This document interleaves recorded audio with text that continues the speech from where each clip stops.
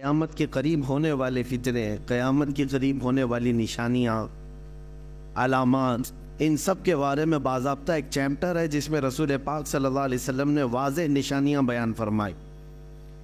اب ہم جو دیکھ رہے ہیں وہ ایک چیز یہ بھی ہے کہ تیزی سے بدلتا ہوا زمانہ، نبی پاک صلی اللہ تعالیٰ علیہ وسلم کی ایک حدیث پاک جس میں یہ ہے کہ 10 سال کے بعد، ہر 10 سال کے بعد اتنی تیزی سے تمہارا زمانہ بدل جائے گا، حالات اتنے تیز بدل جائیں گے کہ پچھلے 200 سال میں تم نے وہ چیزیں نہیں دیکھی ہوں گی جو 10 سال کے اندر دیکھتے رہو گے۔ اب ہم اسی زمانے میں آئے ہوئے ہیں۔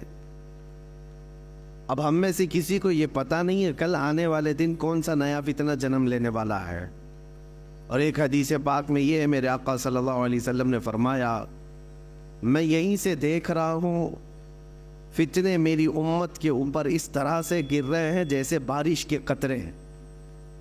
بارش کے قطرے جس طرح سے گرتے ہیں اس طرح سے فتنے ظاہر ہو رہے ہیں، اور اس میں کون محفوظ رہے گا کون محفوظ نہیں رہے گا اس کے سلسلے میں بھی حضور نے بشارتیں دی ہیں۔ اور خاص طور پر یہاں کے جو حالات ہیں ہندوستان کے، ایسا نہیں ہے کہ ہم ہی اسٹرگل کر رہے ہیں، تقریباً پوری دنیا میں مسلمان الگ الگ مسائل سے اسٹرگل کر رہے ہیں۔ سب کے اپنے اپنے مسائل ہیں اور سب انہی معاملات میں الجھے ہوئے ہیں، لیکن ان سب کے پیچھے ایک وجہ یہ ہے، ان کے جو ہم غلام تھے خلق کے پیشوا رہے، ان سے پھرے جہاں پھرا پھر آئی کمی وقار میں۔ ایک اہم وجہ یہی ہے مسلمانوں کے لیے۔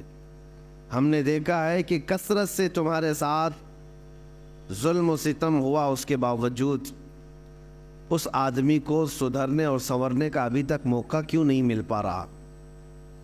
جس کو شاعر نے کہا تھا، جگہ جگہ کے تھک چکے ہیں تمہیں یہ ہنگامے، نشاط لذت خواب گراں بدل ڈالو، غلط روی سے منازل کا بعد بڑھتا ہے، مسافروں روش کارواں بدل ڈالو۔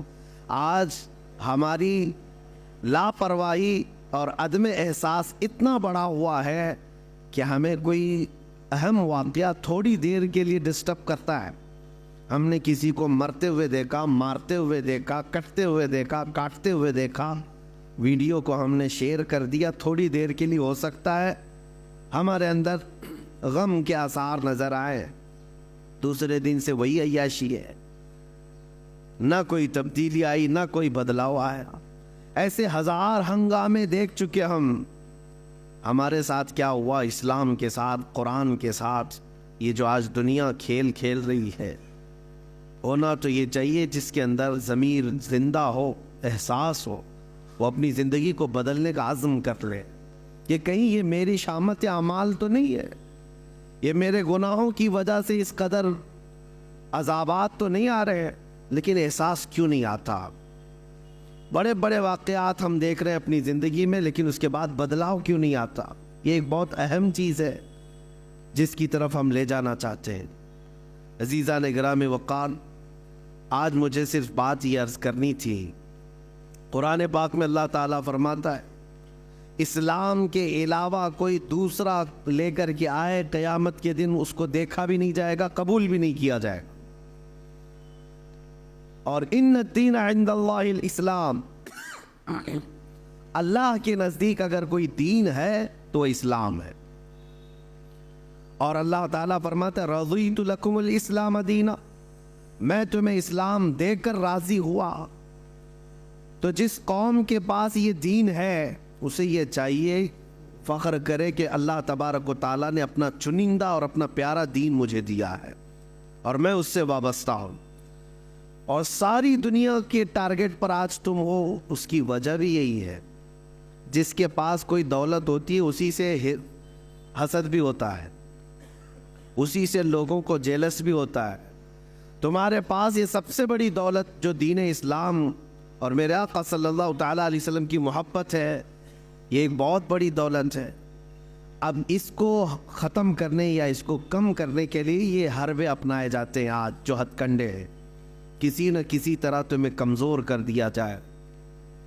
میں آج اپنے حالات کے متعلق عرض کروں، کہ تمہیں پریشان دیکھنے کے لیے یا پریشان کرنے کے لیے تمہارے قوانین سے چھیڑ چھاڑ کرنا کہ ایگریسو ہو جائیں، کبھی ذات مصطفیٰ صلی اللہ علیہ وسلم کو نشانہ بنانا، کبھی قرآن کی توہین کرنا، کبھی اسلام کو برا بھلا کہنا، کبھی اسلام کے قانون بدلنے کی بات کرنا، یہ سب چیزیں تمہاری آزمائش کا دور ہے۔ ہونا تو یہ چاہیے کہ جو سچا مومن ہے اس کے دل میں اسلام کی محبت اور بڑھتی چلی جائے، اور بڑھتی چلی جائے۔ لیکن اس طوفانی زمانے میں جو ڈاواں ڈول ہوتا ہے اس کو یہ لگنے لگ جاتا ہے کہ مجھے نیوٹرل رہنا چاہیے، بھی سیکولر ہو جانا چاہیے تاکہ یہ ظالموں کے ہاتھ میں نہ آ جاؤں۔ نہیں میرے عزیزو، آج تمہیں پکا مسلمان بن کے دکھانے کا وقت آ چکا۔ اب نیوٹرل نہیں، سیکولر نہیں، یہ جو لفظ ہے سیکولر، یہ تو منافق کو کہتے ہیں، چھپا ہوا منافق۔ آپ جس دین پر قائم ہے اس دین کے بارے میں آپ کو اتنا یقین ہونا چاہیے کہ یہ اللہ کا سب سے محبوب دین ہے، اور کامل جس کے بارے میں قرآن نے کہا الیوم اکملت لکم دینکم۔ کسی بھی دین کے بارے میں سرٹیفکیٹ نہیں ہے کہ وہ کمپلیٹ ہو چکا ہے، لیکن قرآن نے دین اسلام کے لیے کہا ہے، اللہ فرماتا آج کے دن میں نے تمہارا دین مکمل کر دیا۔ یہودی خود کہتے ہیں کہ اگر یہ آیت ہماری کتاب میں آئی ہوتی، ہماری کتابوں میں آئی ہوتی یہ آیت کہ تمہارا دین کمپلیٹ ہو گیا، وہ کہتے ہیں ہم تو اس آیت کے اترنے کے دن ہر سال عید مناتے ہیں۔ مسلمانوں کو یہ خاصہ ملا ہے، میرے آقا صلی اللہ تعالیٰ علیہ وسلم جب آخری حج میں تھے، حجۃ الوداع کے موقع پر یہ آیت نازل ہوئی، اللہ نے فرمایا آج کے دن دین تمہارا کمپلیٹ ہو گیا، میرے دین میں کوئی گنجائش ہی نہیں ہے کمی کی۔ ہمارے اسلام میں بچے کے پیدا ہونے سے لے کر کے اس کی قبر میں جانے تک کے کسی مسئلے کو تشنا نہیں چھوڑا گیا ہے۔